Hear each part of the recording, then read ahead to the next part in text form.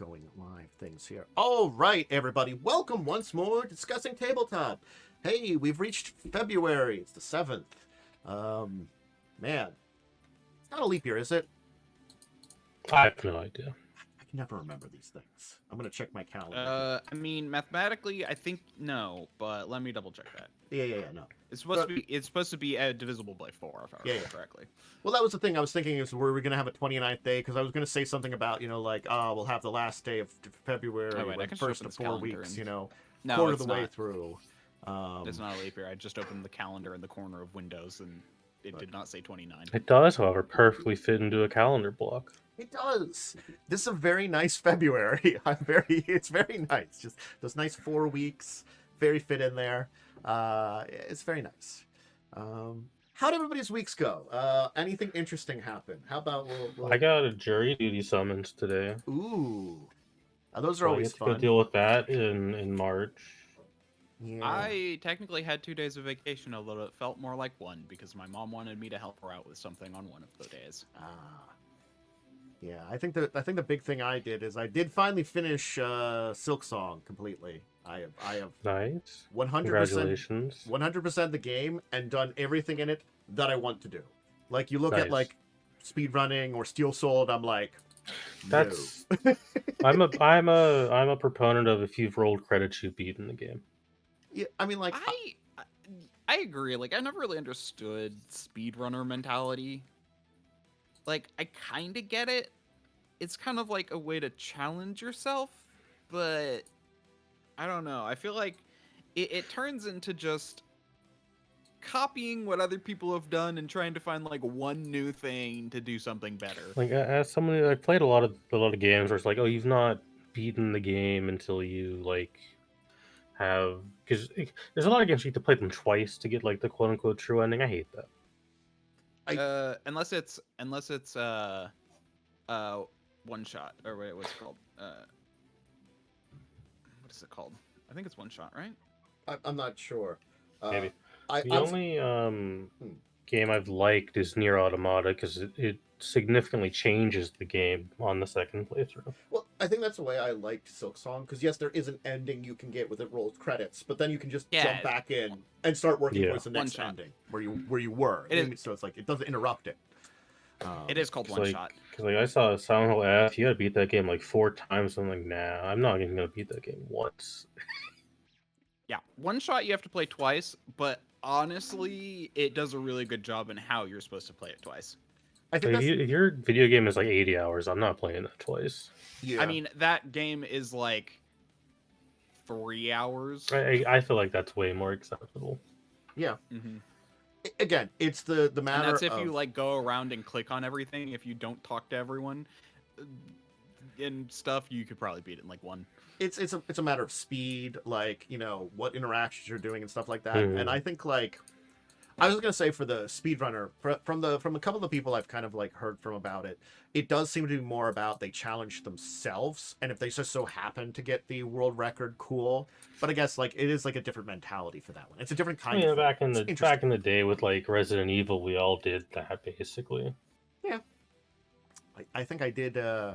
Couple of them I beat them in those top times. I think I can. Stuff. I used to be able to do like Resident Evil 2 in like an hour and a half. I remember I unlocked everything in the original, the GameCube version of Resident Evil Remake. But like, that's all I remember. Which that had some like ridiculous speed runs in that one, but it's sort of like. I remember the one because when this got ported to Xbox, it had an achievement. For knife only on the invisible zombies mode. Oh, and I did that. It took forever. Nope. It's Again, truly a miserable experience. I put that next to like the Silk Song, the Steel Soul. I'm like, I don't want to do that. I don't want to do that. I'm just like, no. I do difficulty enough. I'm playing Elden Ring. I'm summoning. I'm not playing it without summons. You kidding me? I'm not there to like impress anybody other than I want to play through it. That's me being here. I'm not playing the challenges. I'm not here to impress people. I'm here to have fun. Yeah, I mean, I don't mind those kind of challenges. Personally, if I enjoy the game, I might try them. I think that's the thing I can agree with too. Is if it's something that like, if it's something that you feel like you want to do, it's fine, but you don't. But it's an option, Oh yeah, I mean, I play every Resident Evil game at least 4 times, except for Resident Evil 6. I think I've never finished Resident Evil 6 I don't remember if I've because I got to. I can tell you exactly where I quit. It was the Chris campaign because I hated it. Well, I can do you one better. I own Resident Evil 6 and have never played it. Oh, you're better. Your life is better for it. It's not a good game. I technically own 2 copies of it. I got it dirt cheap on Steam as part of a package, and I bought it when it first came out for PS3. I will never buy this game again. So yes, it's one of the Resident Evils I have never played as of yet. It's not good. No.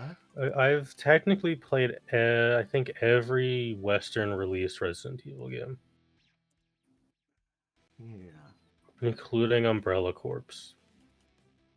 There's definitely a few, like the Revelations. I still have to play Village. I've got it. I've got it downloaded, but I just haven't. Hey, Village, much like Resident Evil 7, great first half of the game. Yeah, 7 was pretty good for the first half of the game. I played through that again. Like I think 7 is like one of those ones I played through it once and it was fine, but you know what I'm expecting for Requiem? Great first half of the game because they nail the first half every time. Yeah, we'll see. Yeah, I think I got a package with all of the Resident Evils because I have Bio 7 and Village as well, and I haven't played either of them. Yeah, I remember like very good games with a very boring protagonist. Yeah, sorry, Ethan. No, I have been rewatching Ray Navarez replay 6 yet again because it's like an annual torment of like playing people that choose to play it. What is Reverse?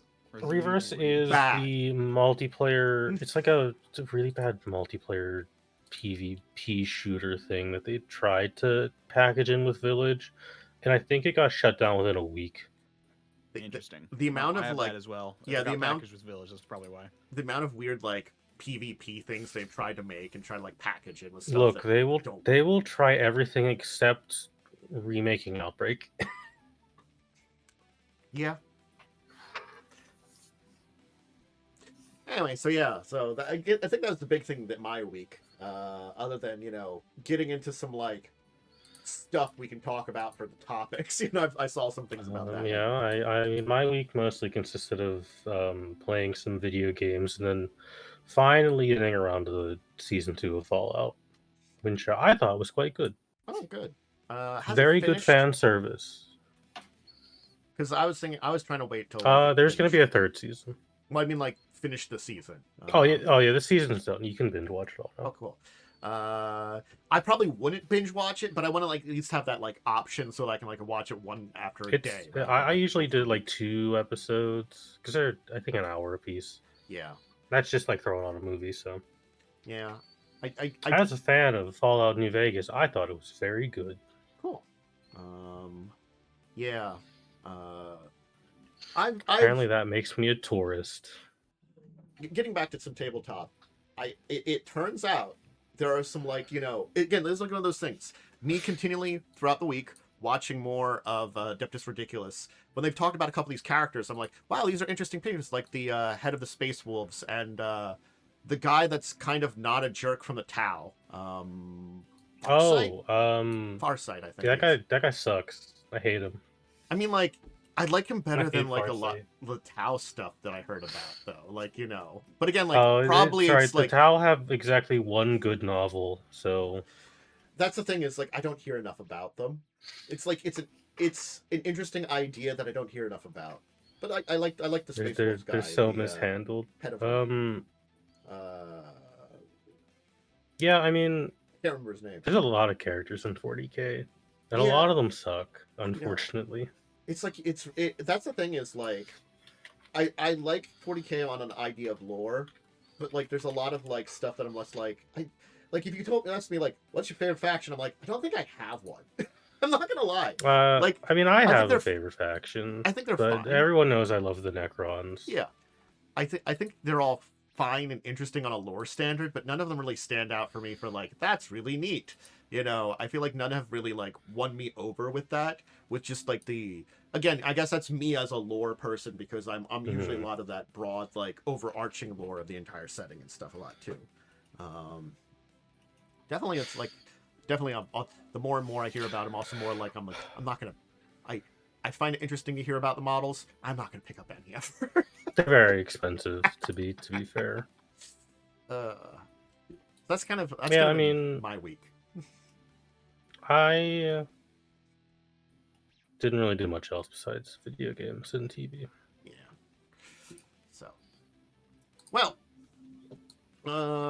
perhaps we can dive into a little bit of news here, as we usually start out with. I've been doing the quick hits of some RPG news that we can dive into a little bit, maybe not. So first things first, I will just throw this out here. It's the update. Hey, the Mutants and Masterminds Kickstarter is, of course, live. We were talking about it. So it's just kind of like a follow-up to that one there. I don't know if it's well linked in that article about it, but you can probably find it over on Kickstarter. If it's I hope it's good because I would like to play it one day. Yeah, And true. 3rd edition is a little too old. Yeah, definitely with because again, like I think the original I think it's 3rd based edition, on D20 Modern, right? It's not even based on like 3E. it's a mixture. I think of 3rd edition was a mixture of D20 Modern and a little bit of like 3.5 Pathfinder / 4E kind of stuff. It was a D20 system that like they were. Yeah, it's a variant on the D20 Modern, from what I remember. Yeah, needs some work. So that's live now. Hope it's good. Superheroes are cool. Another Shadowrun book, kind of interesting. I did want to mention it. It's not really deep one mission. It's about like crimes, gangs, and street level stuff. That's cool. I like out of the stuff that they could do books for. It's not a bad one, but it's also not like a super like crazy one. It has its place, and definitely like if you are running a game in that with using some of this stuff, it's great. But it depends on if you need it or not. That's what I'm going to say about I've this also book. heard Sixth World isn't that good, but it's better than the one that came before it. I mean, again, like it's here's how it is. I think the current stuff for Shadowrun is good because they've been definitely like working on it. But like it's kind of one of those things of they made a bare bones version when they made 6 editions and they've been basically improving it. So I would say it's the No Man's Sky effect. They've been doing that for 6th edition Shadowrun. Like 5e, I liked it. It was still a little complex still too. But I like it because it is like the most refined version of Shadowrun up till then, and they do a good job with it. It's still got a lot of the old problems of Shadowrun depending on how you run it.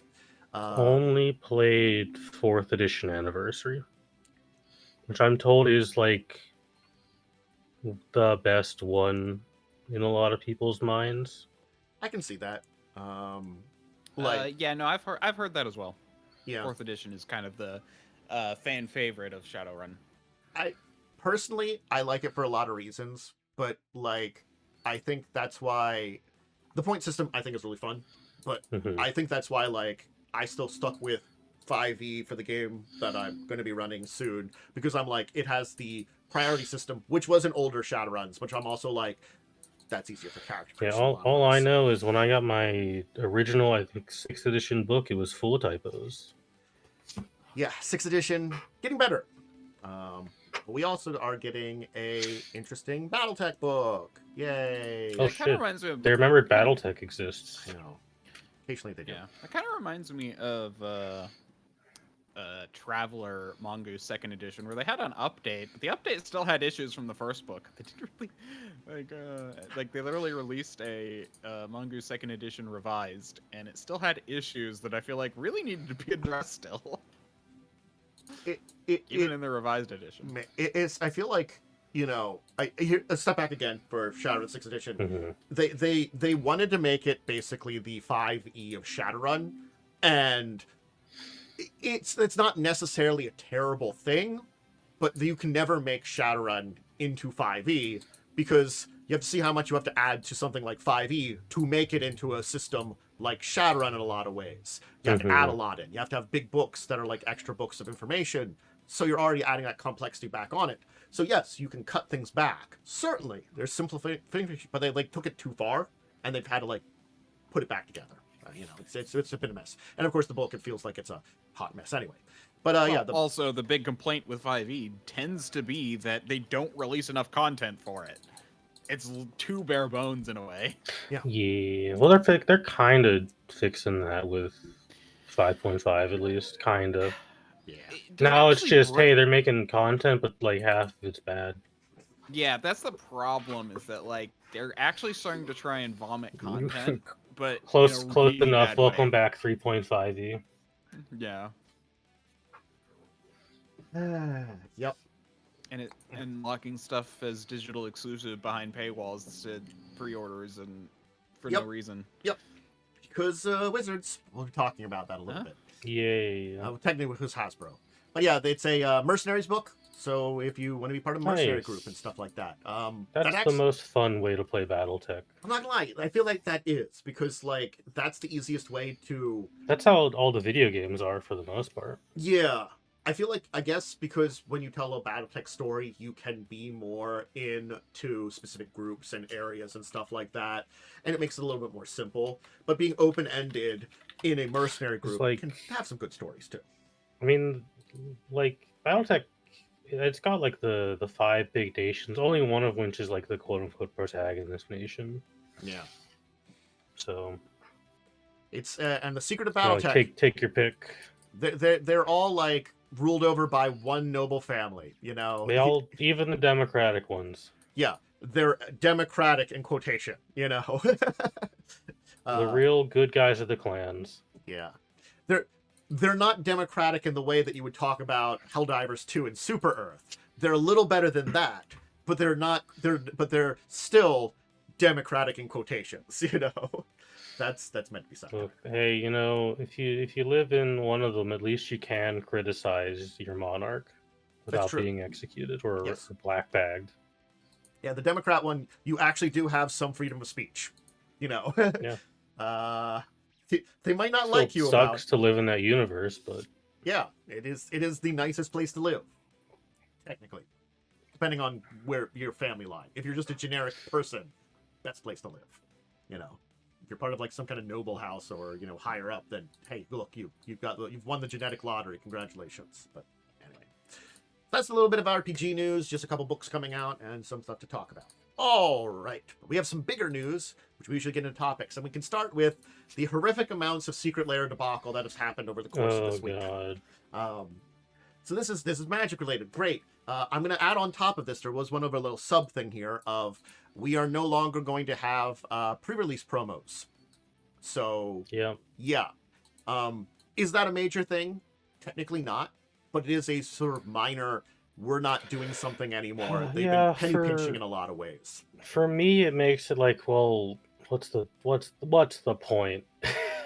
Yeah, are you really saving that much money?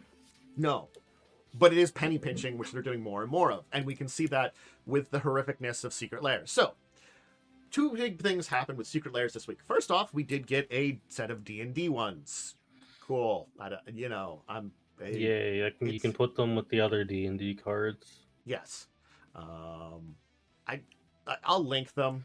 I don't know. I might as well. I like looking at them at least. Yeah. I think we I know that the recent ones had like they're not value. Okay, so what is with pre-release promos? I'm actually confused. So a pre-release, I'll attend this. Okay, so what happens with a Magic set traditionally, and this went for honestly 20 years. It's been a long time. Yeah, they would have a pre-release before the full release deck, where if you went on to a local game store on the weekend before the official release, you could get some packs. Sometimes there'd be some kind of special thing related to it, but even if it's just generic packs, you'd usually get a promo that would be an interesting card with a new mechanic or something like that. Sometimes it was a good card, sometimes it wasn't a good card, but it was always something related to the set that was coming out. Like certainly some promos were like for Scars of Mirrodin, it was Wormcoil Engine. Wormcoil Engine turned out to be a really good card, but there was a promo version of it, you know. But again, other ones I'm going to say weren't so good of a card for promos, but they were decent. But it was like it usually had like a special stamp or a date on there or something that marked it as a promo. Traditionally also it had alternate art, so it was a kind of like, oh, this is I went out to the local game store and participated in this, so I got this cool version of it. You know, that was the kind of entire thing. As a little, because then they usually would also have a promo at the release day if you went to release events, which would usually be different type of events, and then Friday Night Magic would have promos. You know, these were like things to incentivize you to go to local game events. Yeah. You know, it was a good way of making sure people go to events and, more importantly, go to their local game stores. They basically. Okay, so why is it so important to have the little stamp that says pre-release on it? Because otherwise, you're just getting a card. Yeah. Okay. Like, if you get a pre-release card, there's the idea of, one, you're going to your local game store to support your local economy, and also you get to feel like you're part of, like, oh, the group of people who got this kind of like before other people, and you got the little special reward for supporting it earlier. Again, it's bling, you know, more than anything. Yeah, I kind of say like that. It's if you got it in your deck, you're showing off a little bit. And as I said, it used to be alternate art. They did walk away from that, but they at least had the little stamp that said, even if it's not different art, which they should still be able to do, but don't, because they've got a billion other art versions of everything now. Headache. I think that's actually the reason why they said they're not doing anymore, because they have a billion other versions of art things, and they can't have one more. We can't have promos, but we can have 14 versions of a common card. There was another reason to say it too. That's actually not true. The reason they actually said the reason is because there was a couple of reasons. The reason is, one of the bigger reasons tends to be that it was hard to line up the dates with like the actual release, because when they're printed versus when they're released, and sometimes there can be delays, and that didn't happen very often. So so there's a lot. So that's not something that I think because it could happen. That's a problem. Yeah. Like I think it's happened we saw like a big mess up this year with promos. Yeah. I think because we had the big press up this year, if they're using that as a kind of half excuse, because I'm not saying it can't be a problem. It's valid problem. Yeah, it's a valid concern. It's just like this is like the most major time something like this has happened. Up until now, everything's been pretty successful, and there hasn't been a lot of problems with actually timing things out. I guess it's also because they're squishing the schedule in differently and moving the schedule around. There's so many more new releases. It is hard, and I understand that. But like, here's the other thing. I'm trying to figure out what this line means, but it seems to be also like they're like, oh yeah, and sometimes they would resurface later because of bad inventory management of the stores, and we didn't want that happening, which is like, okay. Yeah. Stores would have extra copies they didn't give out or something, and you're technically, I think you're supposed to return them, but they would keep them and like you then resell them or something like that, and they didn't like that. When this is the first time they've cared about the secondary market ever. You know, I'm sorry. Literally the first time I think they've ever said a damn thing about the secondary market. Yeah, so that's again, it screams of bullshit, because also like, here's the thing that you can go see Tulare College had a video about this part of things, but he said basically, hey, you know what you can do? Not the date, but you can have like a little like symbol or something on there that marks it as a pre-release. Have like a little like foil holographic thing of like the set symbol or something, you know, over the art, and it just shows it that, hey, this was a promo. You can do something other than the date, you know. Yep. You can. I agree. I mean, like, you could even have gone with the reason of, hey, production costs are going up. It's harder to do uniquely stamped cards now. And I think that's an even more valid reason, because production costs have gone up quite a lot. Oh, I'm not going to lie on that. It's just the amount of, like, money grubbing and penny pinching they do. It's just it's coming from a Hasbro company. Yes, I think that's the problem, is like, if it was anybody other than Hasbro, I would be less annoyed, I think, because, you know, with what's going on. But the amount of stuff they do to wring money out of their customers just screams of, you know, just penny pinching and getting rid of something because Yeah. it's money they can save, rather than I'm doing it because I need to. I'm doing it because, hey, I can get away with it. Yeah. Okay. Also coming Yeah. off the back of like the recent news that Hasbro's once again kind of tanking. Yep. And that even that they're being sued by their own Mhm. investors about destroying their brand by making everything by pushing way too hard on everything. Yeah. So, I'm just going to quickly go over the secret layers from D&D. There's a, like, Shadowheart one. Cool. She's a cool character. Yep. A Gale one. Hate that guy. Yep. Some art cards that comes Blacklights and Dark Dungeons. It's Those look, I guess, to me, those look like video game covers more than D&D related. like 80s video game. Like maybe an 80s D&D video game. Yeah, something that had it was still a little fantasy, maybe had a little bit of heavy metal. It's not quite a full heavy metal cover. It's like you'd see that on the shelf and be like, that's cool, and you wouldn't play it. Yeah. Then something they call Shadows Over Baldur's Gate, a Whispers in Candlekeep, That's fine. a Ravenloft one, with some not reprints, renames, and then some lands. But now you get 2 lands. They finally started giving 2. That's still such a ripoff. Yes. They started giving you 2. It's better for the lands. They've moved up to 2 of each the land. lands are such a ripoff. For $30 or $40 in foil. Yeah, they really should make the lands packs like $10. Or just Or have just be like, here's actual 5. numbers of them. Here's 10. Yeah. Yeah. Just have a reasonable amount of lands. It's not that hard. You print a billion of these things anyways. Well, it does come with 2 of each. Yeah, that's improvement. It used to be 1.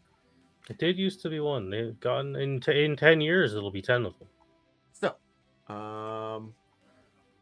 anyway, on top of this, we got a Chaos Vault drop from Secret Layers, which we have to talk about, which will lead us into a interview they had about it, which in the entire interview they said, we're just doing the shit for the money. They did actually, maybe not in so certain words, but they did in their words confess to, we're wringing the money out of people because we can. I think everyone knew that. Yeah.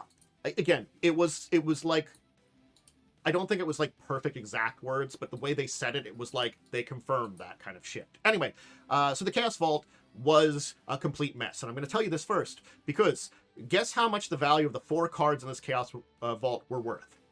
Wasn't it like a couple bucks? $4. $4 for 4 cards you could get these as. $4. They were selling them for different prices. So if you got in there Nice. first, you get a better price possibly. That's It was so stupid. $10, $20, $30, $35, $40, and $10 more for foil editions. Yeah, Just a comedic level of greed. it was super FOMO, and these did sell out.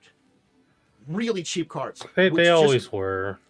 It's one of these things of it shows how much the FOMO works, unfortunately, which I really hate. As someone who's pretty deep in the game industry, yeah, it is very sad to see. You could if you make a thing and you put limited time, people are gonna buy it. Yeah. Yeah. Okay. And I was curious about this because they do specify here that this might be the case, or people are speculating the case that they're going to do price shifting on the fly, on the fly price shifting. You can look at what the Chaos Vault had. I just should have linked for that. Got it here. Yeah.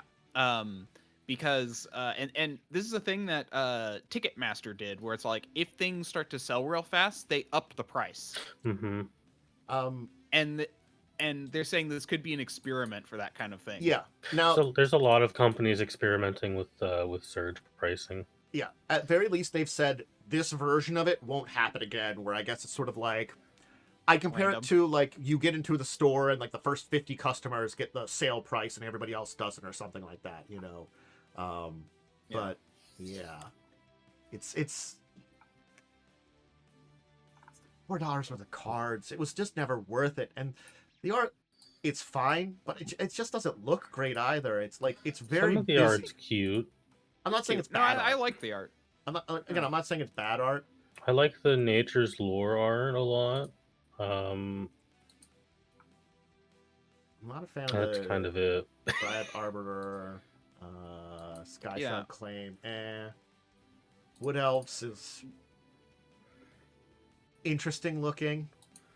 I mean, it's weird because Nature's they've Lore's always cute. put the price. They've always put the price on the like Secret Lair website. You know. Yeah. But again,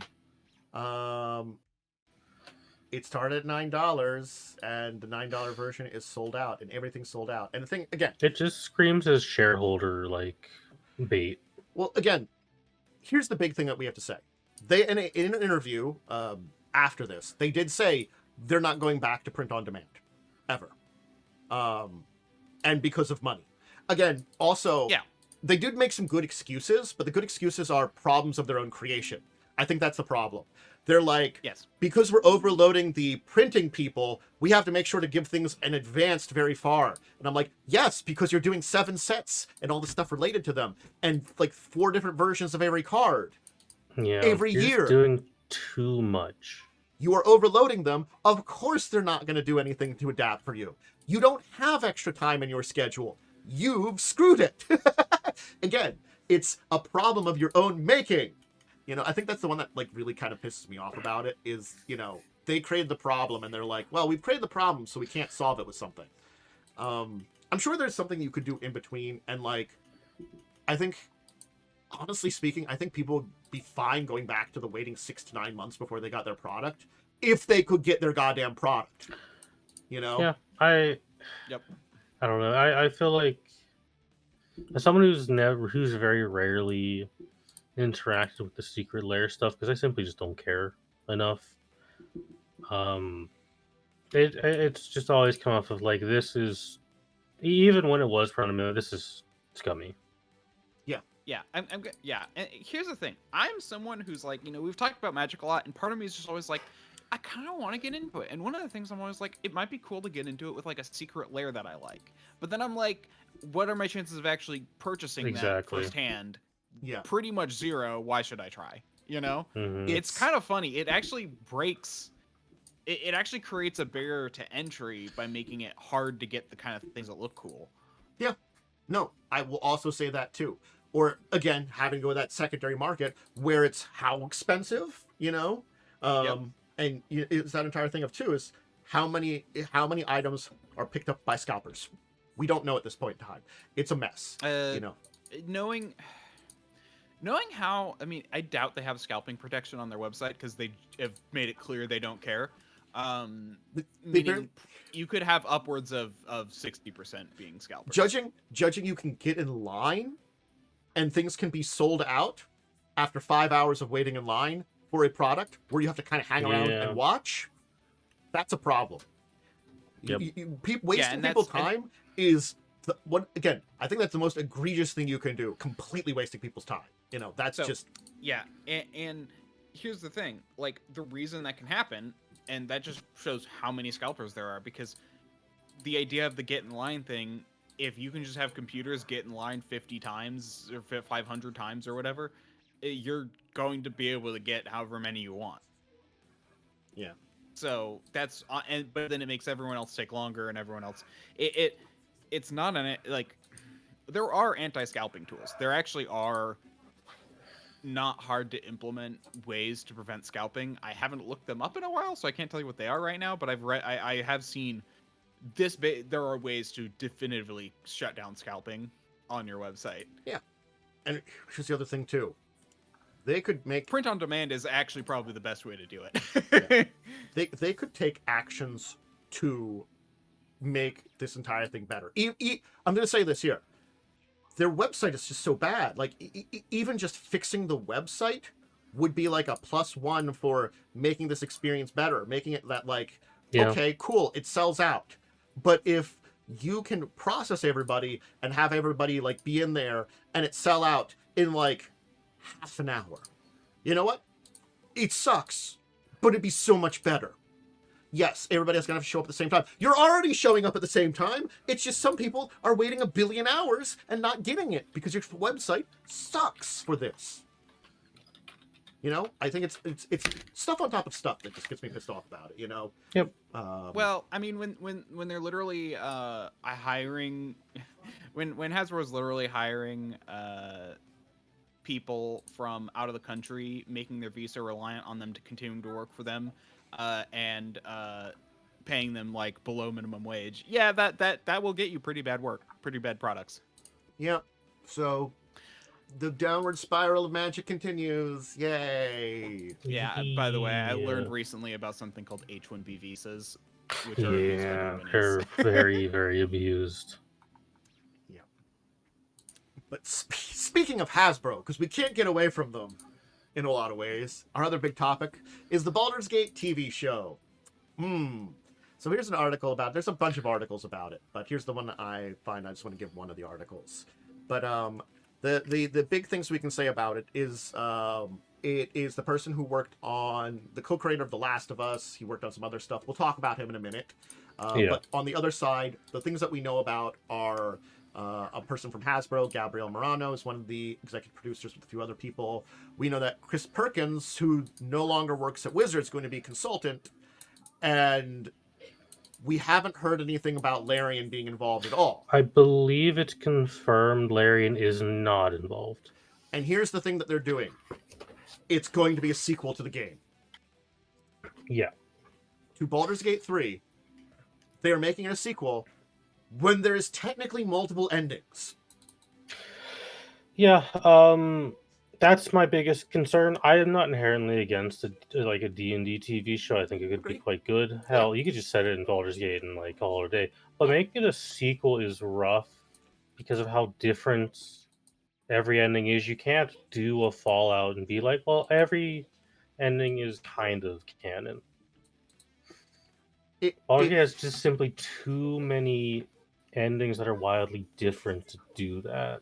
I think that's the thing is like, you know, because like going back to Fallout here, you know, there's like there can be some things in between you can't pick up in the game, so you could put an ending together that is expressed in your media that like makes it something like it's something that's an amalgam of all those things. You know, you could make something that's different than it, but still fits within the narrative of the possible endings.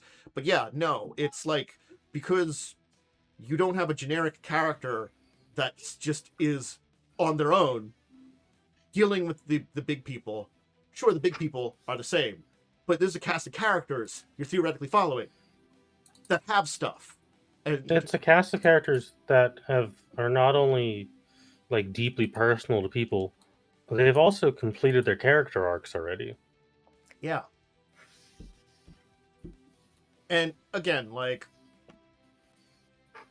if they focus on new characters, I think if you have a cameo, I think that's fine. Like if a cameo of a car, because you could just put anyone in a makeup and horns and bam, you got Karlach there. Yeah. That's fine. I do want to say, apparently Hasbro's not hired any H-1B workers since 2020, so that's good. Positive. That's why I'm not fully against the shows, because if they're just doing like, Gale shows up for like 10 seconds, he says words, then he goes away. That's fine. If it would be a sequel into whatever happens in the main story, like that's a sequel to it. I'm hoping that's more what they do, but we obviously don't have all the information yet. Yeah, you're saying something that sounds a little weird, and without more details, it's not necessarily bad, but we're kind of like taking a step back and be like, what are you talking about? And also not involving Larian, and it's kind of having Chris Perkins is good, but it's also like it's fine. I would like Larian to have been a consultant. Yeah, because I know one of Larian's PR guys had like a big crash out over this online, which was quite funny to read. I'll see if I can find it. Swing Vic? No, it was one of their other PR guys. Because he's the CEO.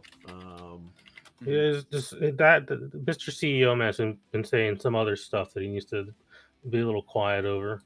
Yeah, because it does sound like though they're not getting anybody consulting, which I guess is like. Yeah, the narrative lead. Yeah. kind of crashed out. Here's the PC Gamer article on it Yeah. that I read. If It's 'cause- relevant. Here you Because go. like if this Craig Manzin, who's the one like kind of leading it, has at least plans to talk to Larian, that's Like, good. But ye- talking to Larian's not I'm hoping consulting they- with Larian, you know. No, I feel like there needs to be some. They should have consulted before this news even dropped. Yeah. You should at least have someone on Larian to be there as like, hey, consultant on specifically the characters, how they're written. This actually reminds me. Have any of you heard of the video game Snake's Revenge? Yes. Good, I'm that was a Googling it real game. fast. Oh yes, So- this one. Yeah, so it was the original sequel that was made not by Yes. What's his name? Who's the guy who does? Blanking on Kojima. his name. Yeah. Kojima. Thank you. That was not made by Kojima. Like basically, and he was never consulted at all. He like when he found, and he didn't even know about it until like it was already like mostly through development, and he's like, and he turned around and immediately submitted a new thing for and that became the official second one, and he continued to make more. But like it kind of just gives me vibes of that, where it's all like, you know, the big corporate people are deciding to do something without consulting the people who had whose brainchild it was. It just, You know, which it's only just funny to me, because last year we got the news that Larian did kind of start working on DLC and then said, no, we're not going to do this to Hasbro. And then Hasbro just like, fine, we'll make our own. Yeah. And by all accounts, everything I've heard, Larian and Hasbro are not on good terms.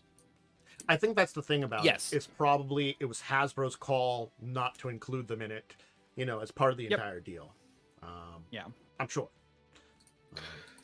Yeah. Yeah. Will and- it well, the be reason, good? the I whole don't reason know. for the falling out is because they literally Hasbro in that like in that 1 year when they fired a bajillion people, Mhm. they fired the entire team working with Olirant, and they're like, we have no contacts anymore. How are we supposed to like Yeah. work with you when you fired all the people that we were working with? Mm-hmm. It's a mess. It's a mess. It's a mess. So we do have to talk about Craig a little bit too, because Craig's done a Yes. bunch of big things lately. Last of Us. He worked on Chernobyl. Yeah. So So he, as a writer, is not the best a lot of the times. A lot of his movies are quite bad. He primarily wrote a lot of comedies, like Hangover. He did Scary Movie 3. Did a Hangover. He did 2 Hangover movies. He did Identity Thief. He did a lot of really bad comedies. Superhero movie, if anyone remembers that gem of a parody film. Oh God, I forgot that existed until you mentioned it. There. I had to think for a minute. I'm like, oh yeah, no, I don't remember He anything. also, I remember believe, ads. did Ew. some writing on the Borderlands movie, but requested his name be removed. Interesting. I mean, I understand why. Um, Oh, he did Doom But- Part 1. he did help out with Dune. So he's a very hit or miss guy. Yep. Chernobyl. It's a well-made show. It's well filmed and well acted. It's got a couple problems, but from a cinematic like presentation, very well presented and written show. Yeah. The Last of Us season 1, pretty good. Has problems mostly because it's a 1-to-1 adaptation of a video game, and a TV show and a interactive game are very different narrative styles. Yeah. I felt that The Last of Us season 1 was a lot better when it wasn't being the video game story. Last of Us season 2 was really bad, in my opinion. It was a very big mess that butchered a lot of the characters. Mm. And that could just be down to The Last of Us 2 is a very hard game to adapt outside of the medium of a video game. And even The Last of Us 2 is not a particularly great story, in my opinion. Like, here's the I thing. think it's like, fine. I don't think it's a great story. Like, I've seen people play through Last of Us 1, but like, if you gave me the summary of it, I think I would be. If you just gave me the summary of it, I think it would be Mhm. interesting enough to be like, oh, that I might want to try playing that. Last of Us 2, I've not seen No. anybody play through it. It's I've heard summaries of it, and I've said to myself, I don't want to play that. as My someone favorite- I have played it. It's fine. That's about all I can say. Narratively, there's a lot of choices it makes that I disagree with, Mhm. but it's My- like as a game, fine. I think that's the thing. Is as Yeah. a game, it's fine. One of my favorite memes is the name a protagonist that went through more than she did, and like and then like you look at the Twitter post and it's just posting pictures of like every video game character almost. Like the big problem with the Last of Us 2 TV show is they just they kind of like we don't because in The Last of Us 2 Ellie kind of becomes a monster. She takes the role of Joel from the first game, kind of like indiscriminate killing, becomes a predator. Yeah. The show didn't want her to be that and made her like Mm. kind of incompetent and helpless. Ooh. Oh, okay. Yeah. So it just wasn't the because in The Last of Us 2 you're not exactly rooting for Ellie because you're kind of going on a murder revenge spree. Yes. I That's think it's morally quite bad. here's the thing, like, there's an interesting story and like moral quandary that exists within Last of Us 1. The Last of Us 2 one is it's a revenge tale, and I'm like, that's not fun as a tale in a lot of ways. It's not even it doesn't even sound like a good revenge tale, you know. I think that's the other thing too. The problem with The Last of Us is it has like a meta narrative of violence is bad, but it tells you that while you're beating a man to death with your bare hands. Yeah. Yeah, I mean, and I have like even though people love Chernobyl, I had problems with Chernobyl Yeah, because I of mean- just how inaccurate it was with the actual like radiological and that kind of stuff. Like, yes, it actually was very good about showing the Had a lot know, of how historical much the accuracies and then a lot firefighters- of scientific inaccuracies. yeah, it was very scientifically inaccurate, which in my opinion is we need to be more accurate with our radiation stuff because people already fear it too much. That was propaganda from the gas companies, I think. Actually, technically, wasn't a lot of Oil specifically. oil companies. Yeah, Oil, yeah, yeah. Thanks, oil propaganda, for still being around today. and coal. Yeah, coal's another big one, Goddamn which gives oil off more radiation. Fun fact. Yeah. Yep. But so it's like, again, He has pedigree, kind of. But he's also made a lot of bad things. it's like he's at this point in time where it could be bad just by him as a showrunner, creator, writer. You know, so it's sort of like, oh, okay, you know, if you pull a Last of Us season 1, great. You know, we're okay then at very least. Is the Baldur Gates kind of world pretty good one to work on? Cool.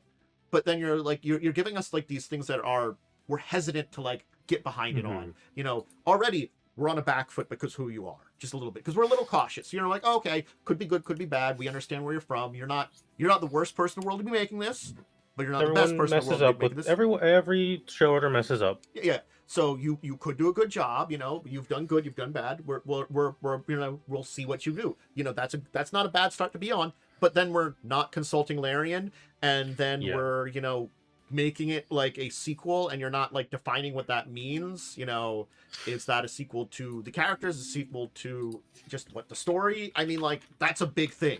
And when they do say featuring characters from 3, well, are you including main characters, side characters? That, again, information would be important to kind of define what you're saying here, because you're telling us something that doesn't sound good. Because, especially when you do this, but we still have the issue of the D&D movie TV series that is still unresolved and still up in the air. I feel like you could have maybe done that instead. Yeah. Now, granted, Baldur's Gate infinitely more popular than that movie was. Tragically so, because that movie is very good. But it does suck that you had existing characters that you written that you could have used, but instead you're like, well, these guys are popular. People can point at Karlach and be like, that's Karlach. People aren't going to point at Chris Pine's character and know who the fuck he is. Yeah, unfortunately. Yeah. Here's one other thing too that actually might be a problem and might actually alienate people. Which ending do you go for? Exactly. Obviously, The not the easiest bad one. ending, The but- easiest one is the one that cuts Tab out of the picture. I That's assume then you don't have to deal with the custom character. yeah, I assume yeah, whatever one cuts out like the main character, but it's also in quotation the good ending would be what you go for. Like, You know, like and there's so many whoever- variations to that ending because one of the endings, Yeah. Vlak is gone from the universe. Yeah. Like, how do you handle that? Yep. A technically quote unquote god, not really a god, she's semi god. Her just being gone.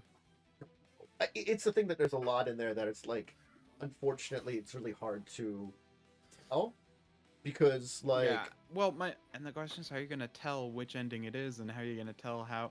I mean, I guess if you set it far enough in the future, like 20 years, it might not even matter. You But could even do like 10 years. Baldur's Gate is rebuilt, but still a terrible place to live because it's one of the 3 cities where everything happens. yeah, yeah, in the one in the in the one city state area where everything happens. it's a sword Yeah. coast. Everything happens there.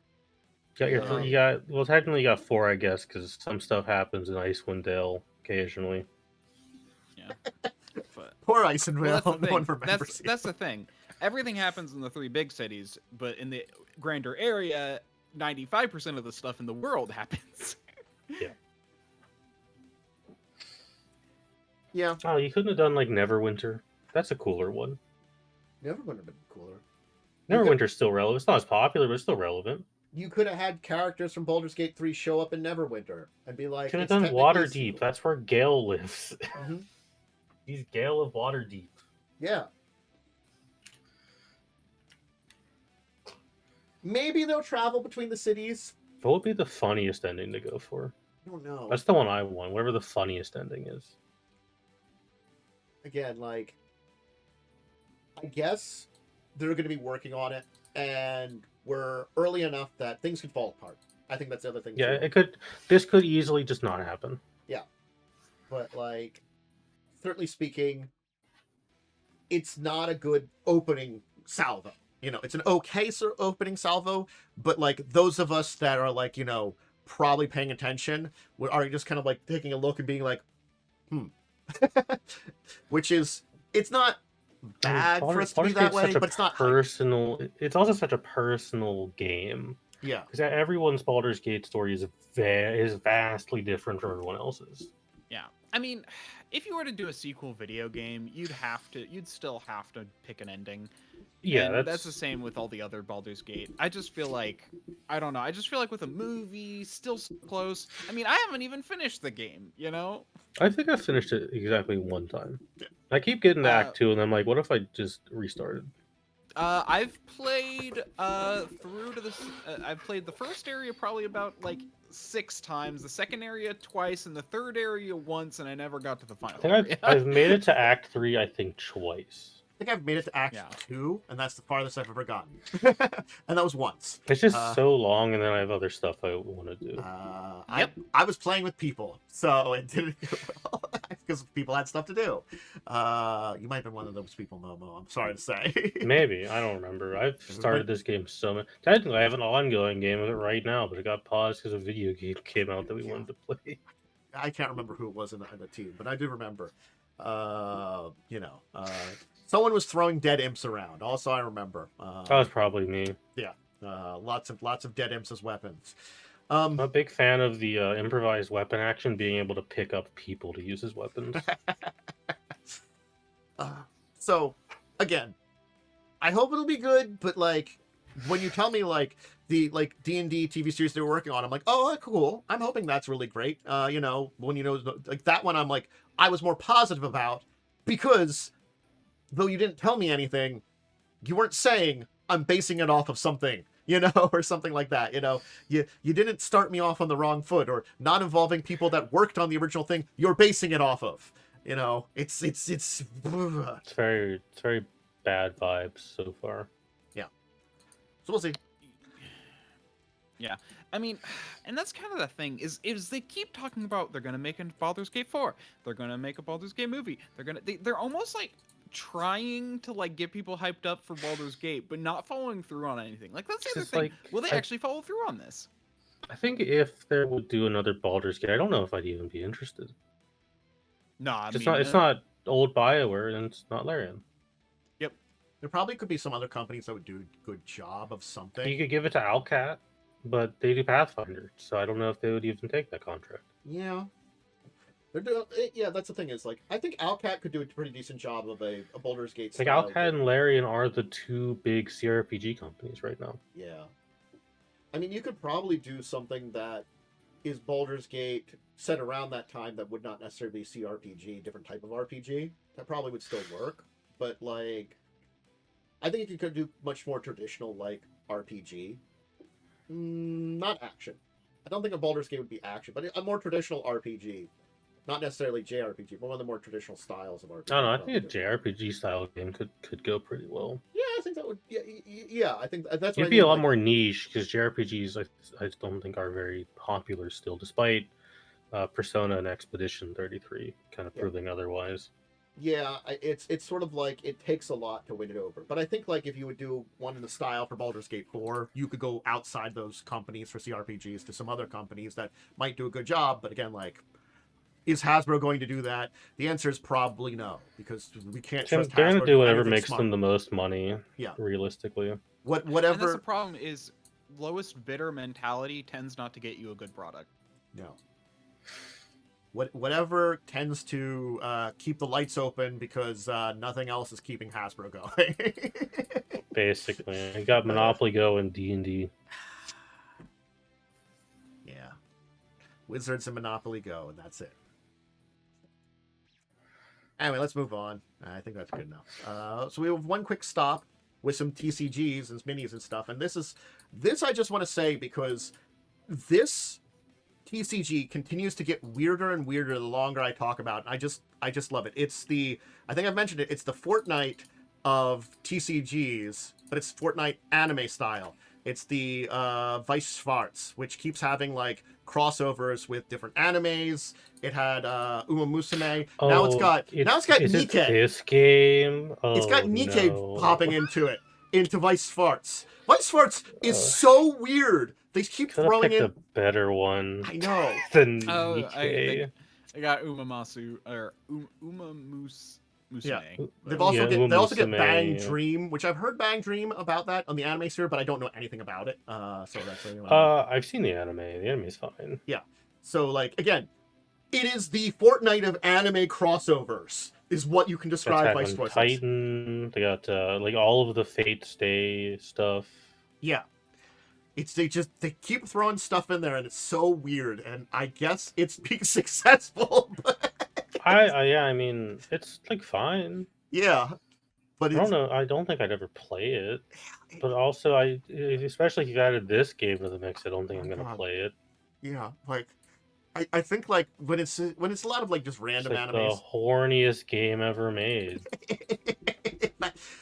it's again like you could probably name a bunch of those gotchas and I probably have heard of them, but I've played or watched none of them. I think I watched like someone that I watch regularly played like a week of the Uba Musume game, and I was like, that's interesting, but I didn't really watch it. It kind of like There's an anime you could watch of that. It's not good, but it exists. I think I did the original one that was like a decade ago. Yeah, no, I think I watched that back then because there was a lot less anime to watch. They've done more of them since then, but I haven't watched any of those. I think it was fine back then. You know, again, I am not necessarily the audience for very idol-based things or sports-based things. It was a weird crossover. Though there certainly are good of both of those. Just I mean, I like sports management games, so I don't like the horse girl part of it. Yeah. So yeah, Weiss Schwarz got us a victory. Nikke. Good for them, I guess. shall we take into our deeper discussion topic? And this is one that I split in half because I had this on my list, the AD&D and early editions, and I decided there's two ways you could go about and talk about this topic. You could talk about the mechanics and like some of the stuff in that way, and talk about how D&D was evolved. That might be a cool topic to talk about. But I want to talk about stories and lore that you can find, because guess what I do most of the time? I go over to like Dark Sun and Ravenloft and take a look at stuff, and I'm like, I can talk about this, and sometimes they're fine. Like, it's a Medusa in a labyrinth that's technically a Dark Lord, and I'm like, this is just Greek mythology. Yeah. Is it interesting? Just ripping off real myths. Yeah, they do that sometimes, and other times it's like, well, this exists. These are words you have to use sometimes. Like, I'm not gonna lie, when you look at Dark Sun, it's a pretty horrible place. You're going to expect horrible things there, so you don't take like a second look sometimes when you like read something in a Dark Sun like stuff. You're like, well, yeah, that tracks. The further back you go with lore, you need to remember that it's a different time, but you also do need to go and understand that you are going to see probably some cool stuff that is neat, that probably has been moved into newer editions, and then you're going to see maybe one of the most racist things you've ever read in your life. I mean, it could also be the entire thing of... and sometimes they'll do that in 5e. It's not exclusive to AD&D. Yeah, that was a good point. Spelljammer.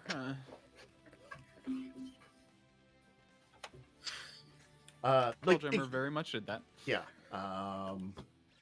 It was one of those things that Spelljammer... I'm not saying it didn't have its issues, too. Old Spelljammer lore has issues because most of those issues are ingrained into old D&D lore. But, like, I think it's the thing of when you look at that and you don't understand what it says is also a problem, too. Because, like, there are things that are in there that are easily misread sometimes, too. And I think that could be a problem. Anytime you engage with old media, you need to remember when it was written. The world was a very different place 30 years ago. The world was a very different place 10 years ago. Yeah. You just have to understand that times be different. What is acceptable then is not acceptable now, and you need to just understand that before you go and read older lore. Like, old Drow lore is pretty unacceptable for what it is. And they cleaned that up a lot with third edition. And they cleaned it up more later on. And then they've also just got stupid lore. Like, stuff that's dumb.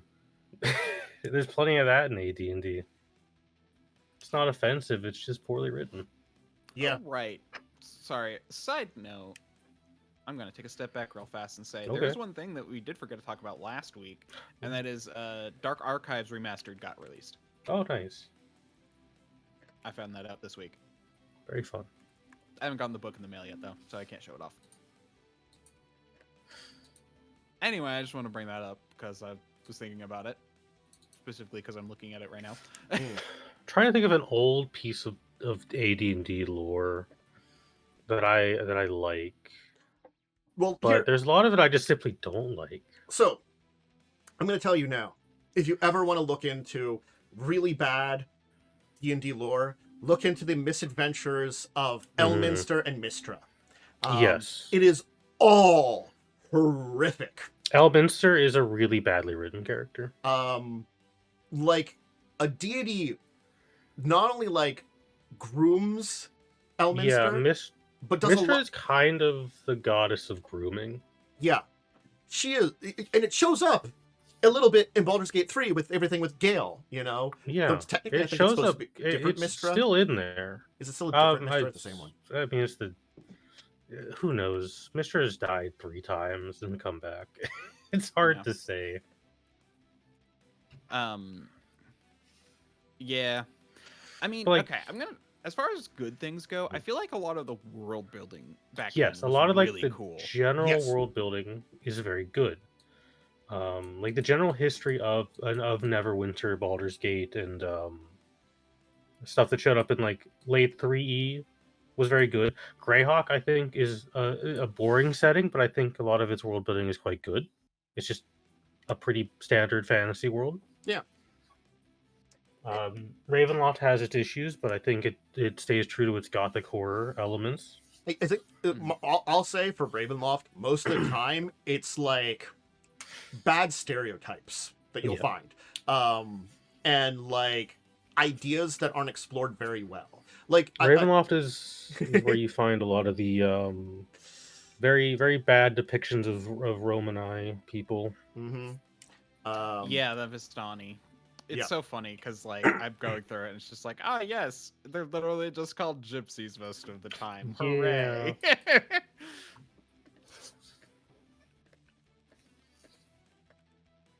It's Spelljammer I don't should say know I'm enough going through it, about is I've run into it. to comment on. Spelljammer is really weird. I'm trying to think if there's anything specific that I realize. It's hard because I'm playing in a Spelljammer game where the GM has taken a lot of that out, so my brain's just all like, okay, wait, what is GM edition and what is not? You know? It's a thing that like I think for Spelljammer, there isn't a lot of like other than big lore for a lot of things because it's just basically like it's elves but in space, or it's this but in space. You know, there's a little bit of lore to each of the things that are in space, but not very deep. And we have a better version of that now, anyways. It's called Starfighter. Yeah, for Spelljammer, it just tends to be what area are you visiting? I'm in realm space. You know, I'm in gray space. There's a bit of like unique culture, like like the Raqqa Brawl, and there's some other like other areas which are specific to Spelljammer. Because a lot of, I don't want to necessarily say sci-fi, because Spelljammer, it's not really sci-fi, but it kind of is. A lot of space settings are just we took blank and put it in space. Yeah, it's like and again, they did a pretty good job of establishing a lot of their species that were Spelljammer only without problems. Like the GIF are funny, weird hippo people, but they're funny, and I don't remember what it's called. Based off British. They forgot that they have my favorite TUI art. They are very basically British. Like I would call them like the bad safari look from like British people. You know, that you could kind of imagine. Yeah, like the TUI art looks like a James Bond villain, but he's a hippo. I'm gonna look up the name of it because I'm gonna forget it. The people that they messed up with in the monkey people. Yes, where they made the Hadose, where they made it racist. Yeah, they really messed that one up. Yeah, when it wasn't an old Spelljammer. That was the problem. It was one of those points in time where, like, actually, like, at least by the time we get to Spelljammer, they took the high ground, you know? They didn't take the low ground. It's like, oh, great. They didn't make them slaves. Yeah. Or based on minstrel art. They still had basically a interesting relationship with the elves, but they weren't so direct like, we've taken you here. It was more like they met the elves, and the elves were like, if you want to work for us, you can come with us. And the Hadose were like, sure. And yes, they tended to be they tend to be in more subservient positions, but they still are good allies with the elves. Like the elves are like, hey, they're great workers, you know. And again, it's like the elves are a little high. They're not like mistreated. Yeah, they're not mistreated, and yes, the elves are probably kind of still be jerks, you know. They're elves. They're still going to be hoity-toity and above you, but they like probably look at the Hadose a lot better than they look at like a lot of other species because they're elves, and the elves are also intrinsically kind of assholes and a little bit racist. They also weren't really monkey people in TUI. I mean, they all kind of called apes, but they were like monkey bats in TUI. Yeah, in TUI, well, yeah, but they're like. There were a lot less monkey coded in TUI. 3's when you got the more like ape-like look. Yeah. Yeah. Because they were very Planet of the Apes looking in 3, I believe. Yeah. So yeah. I think Spelljammer is one of those ones where I'm like, it's that thing about like, you know, Ravenloft, again, bad. If you look at Dark Sun, it's one of those things is like, I gotta admit, Dark Sun has a lot of that crap, but it does it Dark Sun kind is of on purpose because it's supposed to be It's horrible. also handled decently okay, Yeah. surprisingly. There Yeah. are a couple things in it that I think are quite dumb, but I don't find anything in Dark Sun particularly offensive. Yeah. It's kind of like, it's kind of one of those things is like, you expect that stuff to be there. Like, you expect, like, when they talk about things, they're like, oh yes, you know, the humans are very awful to all the other species. Yeah, there's nothing on the level of like Elminster's favorite drink being Mountain Dew, and he goes to Earth every fucking weekend to hang out with Ed Greenwood. That is the thing. That is, you are correct. That is the thing. Look, I'm not gonna lie. Forgotten Realms and Greyhawk, if you really dive deep into the lore, there's a lot of problems and stuff like with those two. They're very especially. goofy and stupid settings. Yeah. And unfortunately, some of the writing is a little offensive.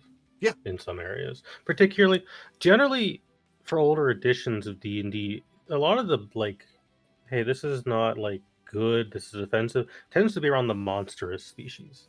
Yeah. Yeah, That's very I true, mean, okay, like, it is funny, because, like, when you look at the monstrous species and you, like, look at, like, what classes they're allowed to be, it's all like, shaman, you know, which is also kind of a... Orcs are the big one that come to me of, like, these were very poorly written for a very long time. Yes. Yeah, and gnolls are still poorly written, and that's why I don't like gnolls. Yeah, well, okay. It depends. Okay, so like my whole thing is like there is the Tolkien coded thing that kind of orcs got that now kind of gnolls more get, where they're like inherently evil. Yeah. Which is, I don't think is that bad if I think it's done okay. I think when you blanket and make every one of this species is just born evil, I think it's lazy writing, personally. Yeah. More than offensive, I think it's just kind of lazy. Yeah. Yeah. I can see that as a kind of problem. It's like, I think they are called ape. I guess those are called ape-like. I think there is a place for they more. They kind of look more like bats in 2E. I think there is they look a lot more like bats in 2E. Yeah, there is a place for more intrinsically kind of evil creatures, but normally it has something related to it. Like I'm going to give an example of something that I honestly learned about pretty recently. Is Pathfinder bugbears? They feed on fear. Yeah, it's a drug for them, so it does tend to make them kind of cruel and evil to a degree, because it's sort of like they get high on causing fear and suffering on people. You know, it's like it just does something to them. Not all of them go down that path, but it's a temptation for their species. That's a bad thing for their species, but it's part of their kind of like strange pseudo-fae kind of monstrous nature, that they're kind of strange. There's something weird about their existence. But they at least kind of have an explanation that's kind of like a little bit weird as to why they're like this. It's sort of like, yeah, they have this problem. It kind of draws them down dark paths. But you have to worry about them. The important thing with Pathfinder is because it was written more recently, there's a lot more of the like addendum in 5e now is typically insert alignment. Pathfinder has done that since its beginning, basically. Yeah. Because again, like it's the thing of like, yeah, you're mostly going to find them that way, but there's always those people that have overcome that problem. And I'm like, yeah, but I'm not getting into that, you know. Exactly. Keep me off the drug. I actually want to go back to the Hodose again, because like, so I just looked up their 2E entry because I have the book for them, and it's all like, it, you know, there's things about like, oh, there's nothing about slavery in here, like adventure from what I remember. Yeah, they like adventure, and it even says the elves have willingly employed the talents of the Hodose and have in return paid them well. Yeah. There's literally in the description. It was literally they ran into the elves, and the elves were like, "Well, we kind of need some more crew. Oh shit, you guys are cool." I mean, it does say they, however, do not consider them equals, but that's just in 2E. Elves are hoity-toity. Again, it's exactly what I was saying. It's sort of elves are elves are casual racists. It's fine. Yeah, you're my favorite non-elf. Basically, is a lot of what it would say. It's like, ooh, elves. Yeah. Which again, there's nothing weird about it in here. And again, casual racist elves isn't necessarily bad. It shows that their society has got intrinsic problems. Yeah, I mean that's. But it doesn't mean everybody's that way. You can be the elf literally, that's like, not that way. elves in all media just are that way usually. Yeah. Mhm. But yeah, so I think it definitely comes down to when you use a lot of these adventures, or you want to look up like books on lore or locations, like especially the locations, you oftentimes can. Yeah, Most locations are usually fine. Even like when it has like, oh, it's this city and this the kind of people that live there, that's usually fine. You know, you can change these places, or maybe that society that lives there is kind of backwards, kind of horrible for certain reasons, and maybe that's something you want to use, you know? AKA, I'm going to pick up anything from Dark Sun and be like, just put you over here Something into to the remember evil with older category. editions is they used to apply alignment to nations. Mm-hmm. I think it's one of those things is I feel like the alignment to nations isn't necessarily bad nowadays. What you would look at it as rather as the entire nation. It's like the government. Yeah, you look at that. Not the people. That is the overall government. There can be individuals in that government which are a little bit better, Yeah. but generally speaking, the majority of people in the government are going to be that way. And if they're not, they're at least going to be okay with the kind of like if it's like a lawful evil kind of group. They probably like be lawful neutral and be okay with what's going on. We had this discussion a couple weeks ago because we're in Kintargo for Hell's Vengeance, and we or Hell's Rebels rather. We had this discussion of, all right, how do we as players want to try to influence the city? And something we very quickly kind of learned and realized is most people in the Pathfinder world are actually fine with slavery. Yeah. It's like, I think it's sort of like, it doesn't affect me kind of thing. It's a lot of people are like that, unfortunately. There are certain like nations and places where it matters, but like, it's less that they like, if they don't care either way, your average citizen will be like, you know. It also took us way too long to remember that there is the democratic nation, the one that's famous for it next to Cheliax. Took us way too long to remember that one existed. Yeah, they are right there, and definitely pretty important to the setting. I think especially like in a lot of the old nations that were settled by Taldor, because I'm sorry, Taldor, you aren't great people. Taldor sucked. Yeah, they're still not great, but they've fallen from grace, so it's like allowed them to be like less horrible because they just don't have the power to be horrible anymore. Don't have the be it all. So it's kind of like a weird juxtaposition on that end. Yeah, there is something I want to say, and that is that they actually did pull back from like they actually became less racist even while they were still in TSR days. Yes. Like AD&D 2e is a lot less racist than the big AD&D 2e is like the big problems mostly come from like the first earliest editions. Yeah. Of the lore. And that's the thing, and it's some stuff in the very first is like, you can't really say that. That did not go away. I'm going to tell you, like, there's still a lot. It wasn't until recently that like someone was talking about like some like things from 3rd edition, and I'm like, holy crap, that's still there. You know, it's that kind of thing. Largely, the Drow never got like less offensive lore until 5th edition. It all tended to be like monster lore, but still. Yeah, and what's interesting to me is actually part of like what kind of made these things kind of take a step back from being pure evil and only enemies is that people wanted to play them, so they made stats for them, and then they like were no longer as evil as they should be. With that said, and this is the thing, I actually even was looking into one time the Mastika setting from Forgotten Realms, which is very bad and stereotypical, like you know, but. South America, right? That's Mesoamerica. Yeah, Mesoamerican. But apparently, like, Gary Gygax didn't actually want to make the book, and he was convinced to by people because he was basically just like, I don't think we can do this one right.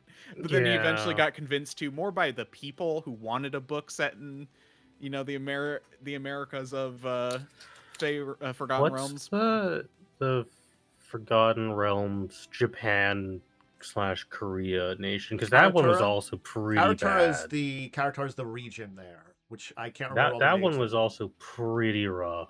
Well, when Yeah. we have this nice book called Oriental Adventures, I mean, Yeah, when you got a word on there that's not used very often, and that when is it's an offensive term. 3rd edition still.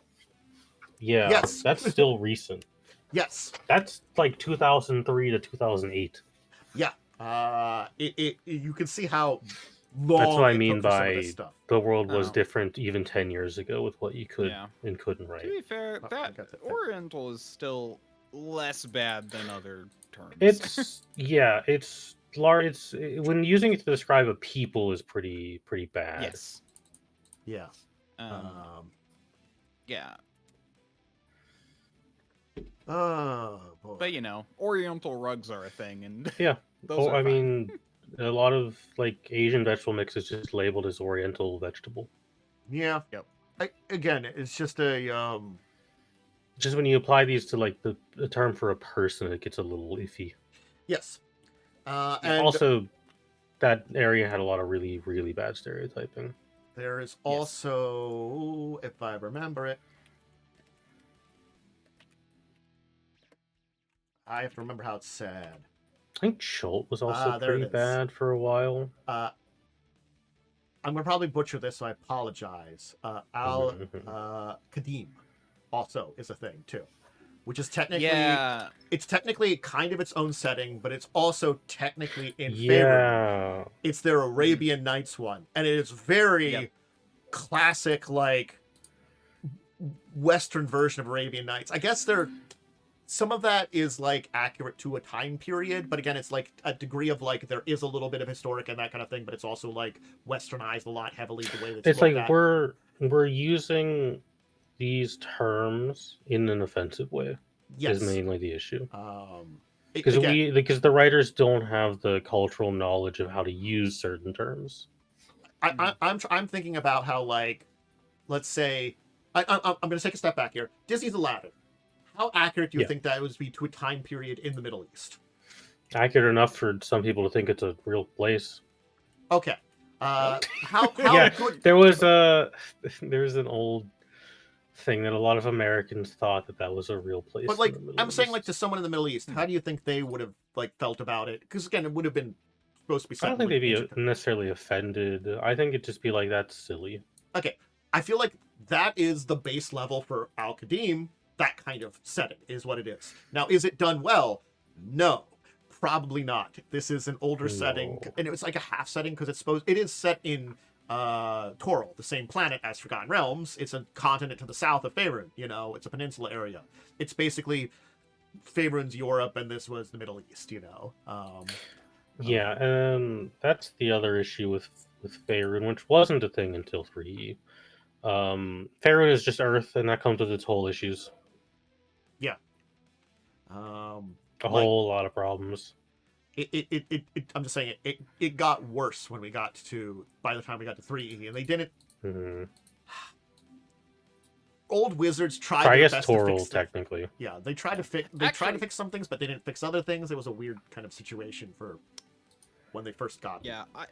Sorry, talking about Aladdin. Just fun fact: did you know that Aladdin was supposed to be set more in Western China than it was like the Middle East proper? Interesting. I can see that. Yeah. Central Asia, yeah, because that would have been also like in areas around like Afghanistan, Pakistan, and that kind of region. I mean, Persia, right? Yeah. Yeah. Heart of the Persian Empire. It was supposed to be very Persian Empire kind of thing. So it's very like Persia. Prince of Persia is very commonly the other one people use to like slightly stereotype the region. Yeah. Yep. But again, I read the original fairy tale, and suddenly they're like in China, and I'm just like, wait, what's going on? It's the sheer fact is like, if you were going to use Toril, you could probably still use any of these regions. I would just like read ahead, clean it up a little bit, and maybe like consider what they're supposed to be kind of mimicking in real world a little bit. It's sort of like, I'm not gonna lie, like think about like it's Chult. Chult, which is just across from like the little sea from Faerun. It's like I guess it's supposed to be like the jungles of Africa because it's like prehistoric jungle with dinosaurs. It is meant to be somewhat of Africa. Then that comes with a host of problems. Yeah, that's why I'm like saying like there's a lot of like just stuff to unpack in that entire kind of thought, that it's sort of like the old like European story centric version of like what the heart of Africa and the jungles would be there. There's dinosaurs in that area. It's like, yeah, that's like so bad stereotype. Because a lot of D&D is also just based on the fictional stories that also like were somewhat offensive at the time. Yeah. They took a lot of the media of these places and kind of came up with things, and it was kind of built on top of it and throwing its other parts of media in here. You know, it's sort of like you can see, you know, I would say like Karator is probably like, if you go back beyond 3rd edition and the older editions, it is very, you know, like probably like Chinese stories, Japanese like fables kind of coded more than anything. So it's story based, you know, but it's also like taken through this lens of people that probably didn't look deeply into the culture based of it. They looked into the stories and kind of like maybe what they could learn. Same could be said for Al-Qadim, Mazdak, as we talked about it, you know, all these different things. And even when we get into like, you know, the horror stories of Ravenloft, yes, some of them are like, this is scary, and it's like, is it? And also like, it's taking a story where some of them are very Grimm's fairy tale, but I'm not talking about like the watered down Grimm's fairy tale. I'm talking about the original ones, which are some of them are pretty awful, you know. You know, it's actually funny how racist some of the old Grimm fairy tales are. Yeah, that's why I'm saying like sometimes when you're taking that, you're like, you haven't watered this down enough. You're taking it was kind of horror based in the old days, but you're not paying attention to some of this stuff here, man.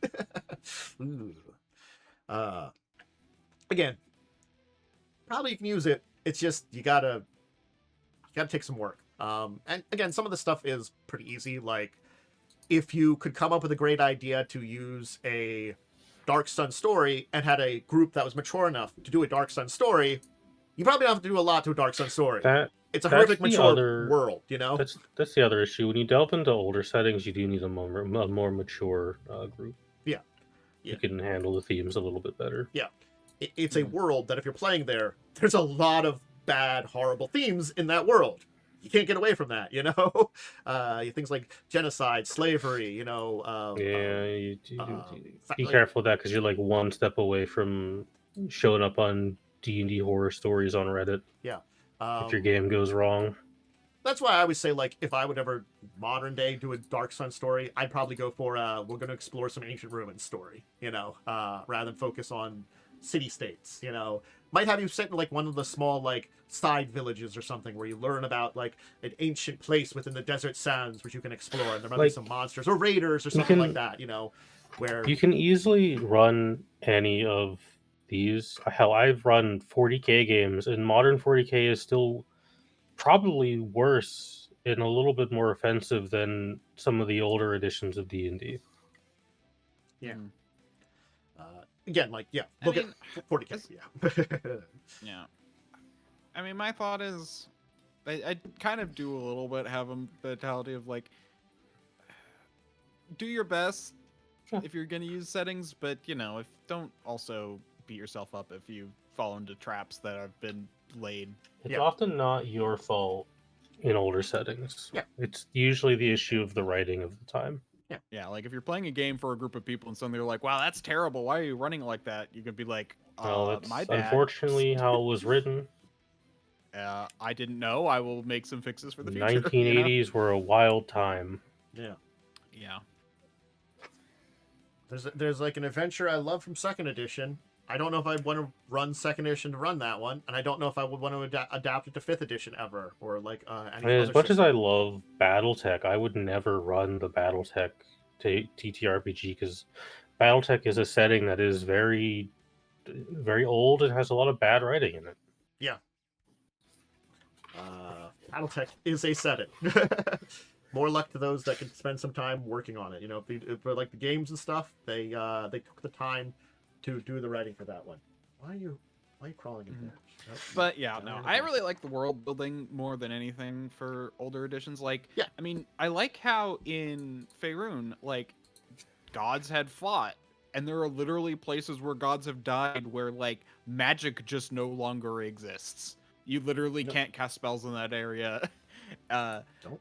and, like, people used to be able to cast spells that were above 9th level, but gods basically took that away from man because they abused it. Look, the Netheril did nothing wrong. But actually, they did everything wrong. The Netheril, Yeah. the ancient Elven Empire. Hey, look, learning about when I hear about stuff, because I do like hearing about random Faerun and D&D lore. I'm like, man, yeah, definitely this is stuff that I just I don't necessarily want to touch from a 10-foot pole.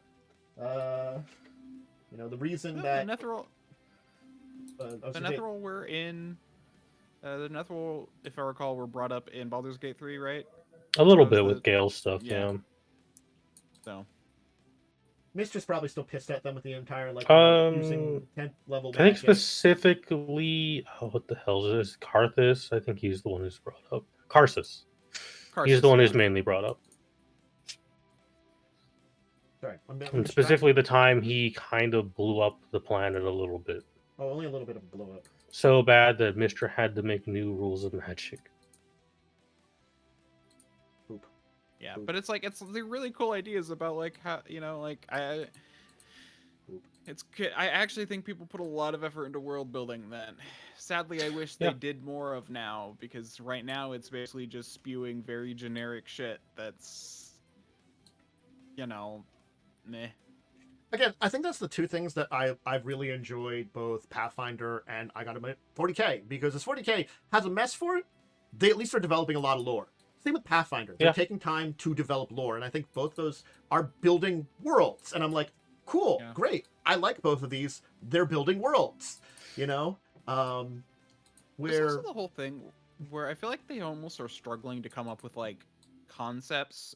They're like it's like Disney, how like Disney's digging through archives to try and find things to do. It's like, why don't you put some creativity into it? I think and then you'll get new stuff that'll be good. The problem is, and this is the inevitability of all media when you get big enough, is eventually you're trying to make a product for everyone, and that's a product for no one. Yeah, true. You're trying to appeal to too many people. Yeah.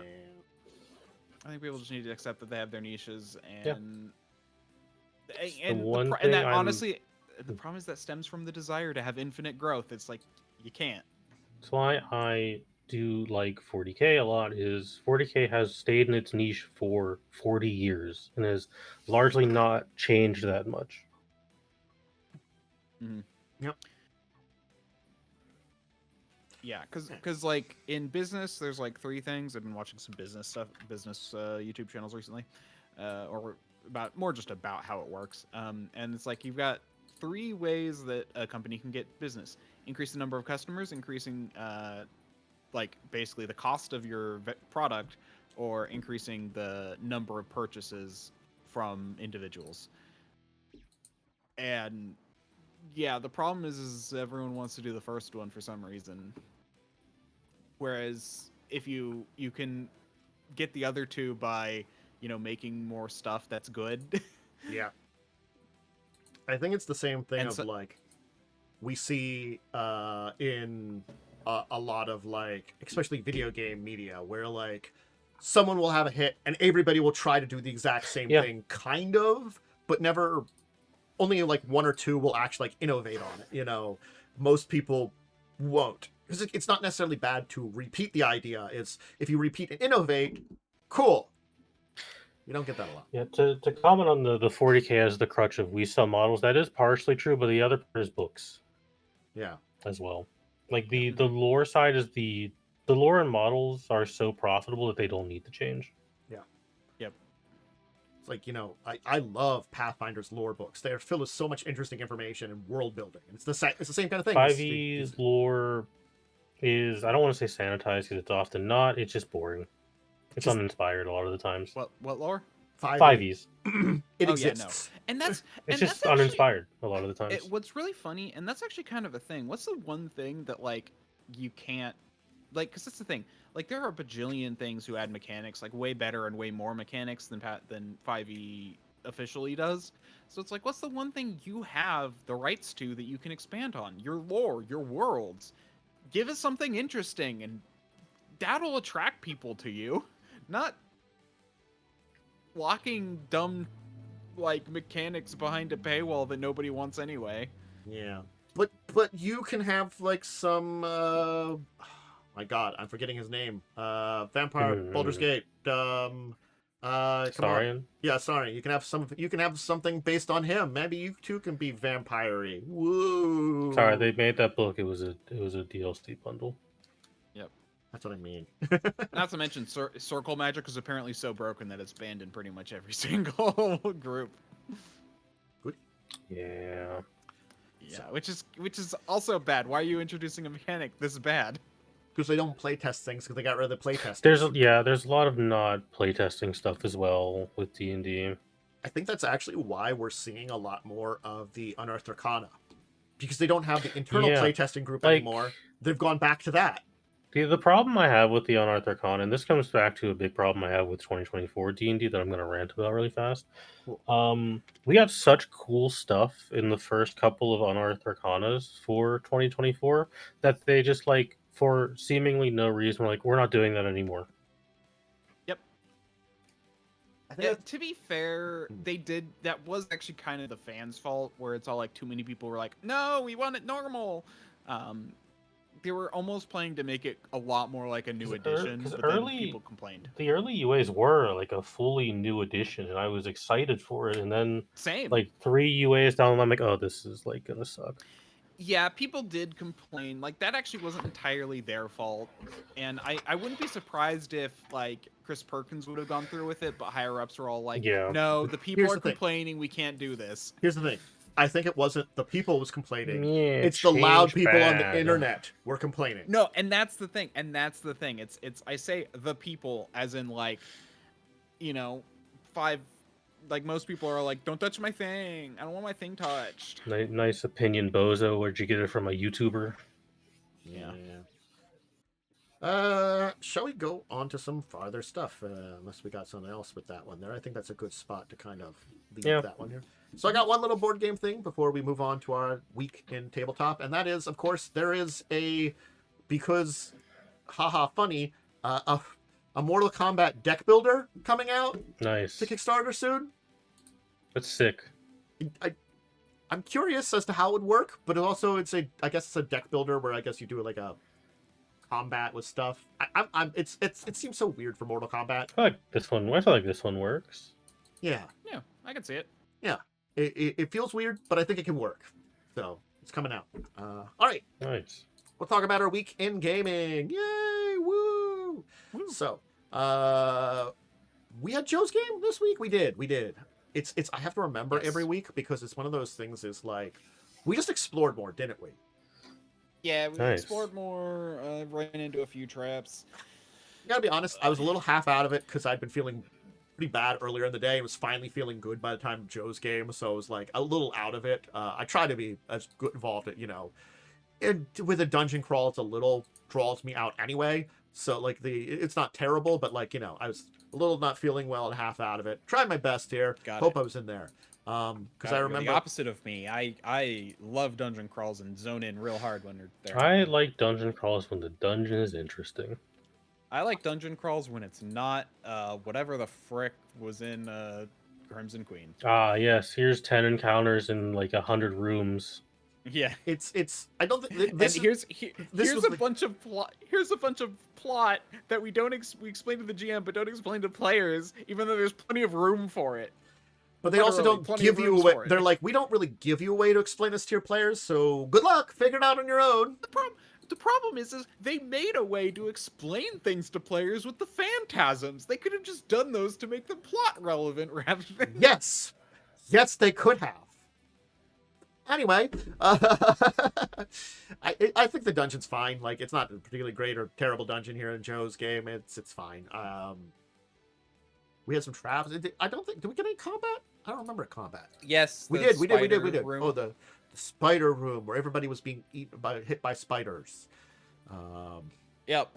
Joe, yeah, the big thing is like D&D 5e shows its very poor mechanics when it comes to dungeon crawls yet again. I don't blame Joe for this. It is very like 5e doesn't have rules for dungeon crawls, and you really need them to make dungeons good. It's the other You thing know, that I like think how about. long do things take? How long? Like, because he's all like, this takes a minute. This took like 5 seconds. This took. It's like, this is such a short period of time. This none. I also think it's the one thing that like it's kind of hard to do sometimes is like having a reason behind it. Other than it was in our way, was there any real reason there was a room filled with spiders? Well, there was. Well, that's where well, the spiders live. It was specifically an Ettincap guy who was there, who was summoning the spiders. So there If weren't. you take away the spider room, where are the spiders going to live? Also, Tantus? was it like a sub dimension? So when we left it collapsed. So yeah, like, and it was. Yeah, and it when we. So I don't entirely know. So I guess it could easily be like. the It was a Ettercap challenge sub-dimension? made, but yeah, yeah. it's the Ettercaps with spiders sub dimension. It's like You're invading their home. They're using castle doctrine. I feel like most dungeons do require a suspension of disbelief oh because no, I will agree, but like sometimes it's a little much. Like having made some pretty bad dungeons, I've become a little bit more thing about like on myself even too when like. I think I made a dungeon entirely that was just pretty complex things, and someone just asked the question of where do it's like a bunch of humanoids. Where do they go to the bathroom? And I'm like, hands up, I don't know. It's just because they don't put bathrooms on D&D maps because they're cowards. I made do. the map.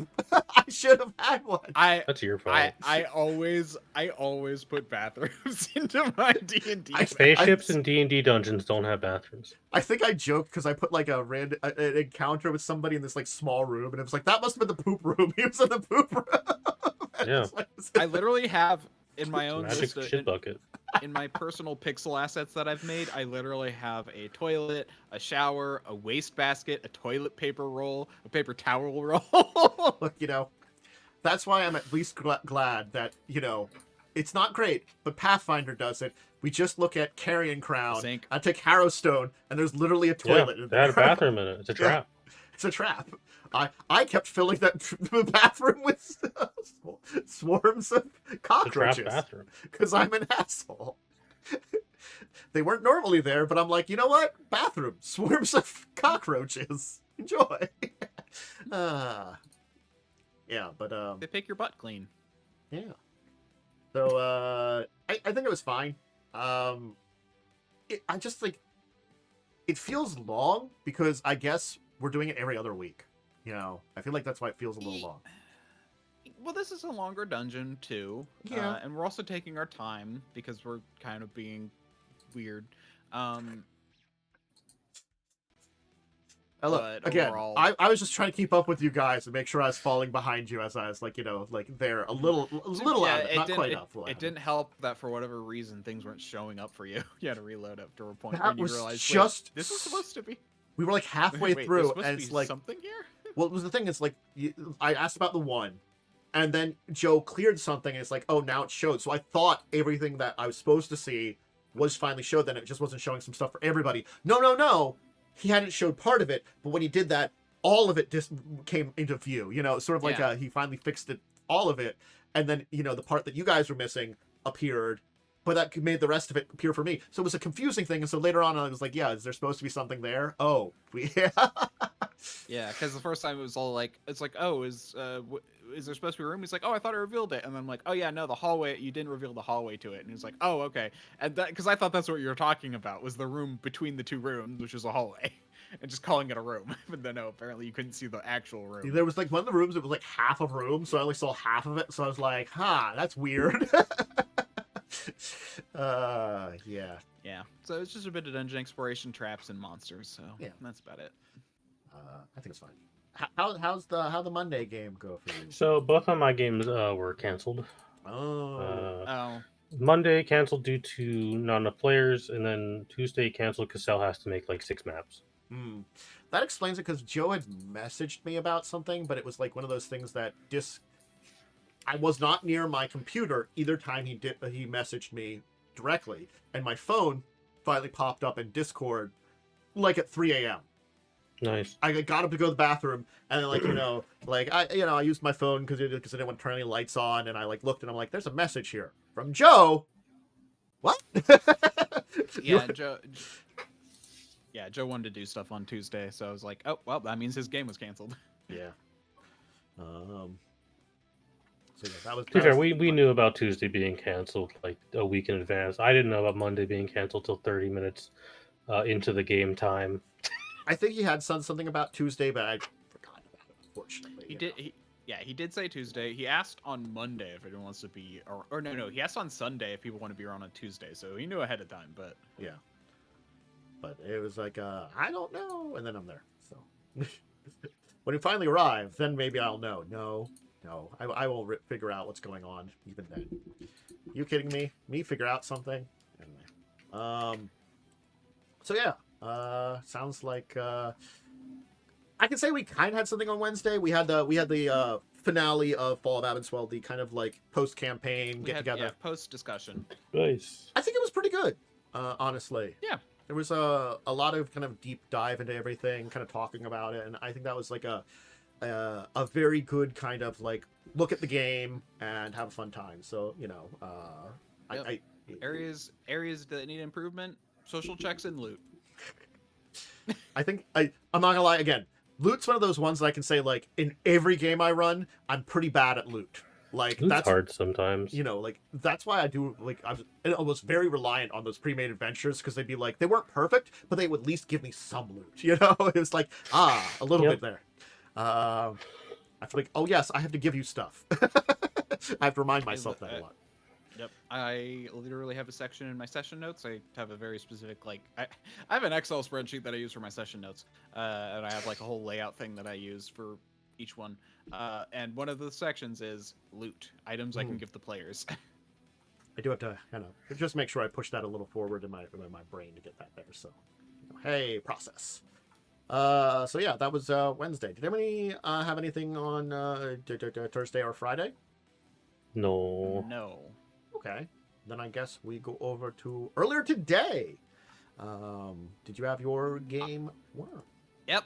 My group still can't make plans because they suck at actually deciding on anything. So we spent literally half the session talking, and then we finally ended up doing some stuff and decided that we wanted to sneak in and find if we could locate this relic that one of our party members is looking for before we do a bunch of before we go and try and rescue people. Just to more find out where it is. They were using locate object, but because I'm also been stealthy and I snuck in and I'm just like, well, I don't have that spell, so I'm just gonna look around some more. Ended up walking into a room with drow, and one of the drow had true seeing, and is also probably a dragon. While invisible. Those seem like problems. Yep. Well, and let's just say I won the initiative roll and dimension doored out of there. Sounds like a good call when you run into something like that. Yep. Like, a problem. I should go. So yeah, if they weren't on alert after Laftel poked the dragon, they're now very much on alert after I poked, I think, the same dragon, but in drow form, actually talking to other drow. Nice. Yep. Cool. All right. Well, that seems like a pretty good, a little bit of week of some stuff here. I guess we can call it for this day. Cool. Again, we'll probably, at some point in the future, I might decide to do especially like, with my little bit of knowledge and you diving in to old mechanics for AD&D, we might discuss that at some point in time, because there are interesting concepts in some of the mechanic side of things. I 100% agree. I even mentioned one of them about turns and dungeon rules, because dungeon rules, I really do feel like make dungeons a lot better. Yeah, there definitely are sometimes things you can learn from old mechanics, I think, is the best way you can say it. Whether or not you're using them, there are things that can be learned. But anyway. I know, Worm, you usually have your shout out. Momo, do you have anything to shout out today? Nope. All right, then we turn it over to... I'm DiamondWyrm. You can find me on twitch.tv/DiamondWyrm or at DiamondWyrm on Twitter and Blue Sky, and also at DiamondWyrm on YouTube. Next stream should be tomorrow. No idea what I'm playing. Probably Silksong or something. Maybe, I don't know. Later. Yeah, hi, Tanzania and Dracovin. I hope you've enjoyed. This will go up on my channel if you're watching it live. If you're not watching it live, hey, just remember to do the channel supports things. Make sure you're at least subscribed over here, and maybe give a comment in the below if you're over on the YouTube side of things. I will be definitely back next week at 6. I'll be here. Hope some of these people will be there. Check out my social media link below for schedule. I'll be back on Tuesday doing something, not sure quite yet. I'll have to decide, and yeah, I hope you enjoyed another episode of Discussing Tabletop. Until then, I'll see all of you later. So, bye!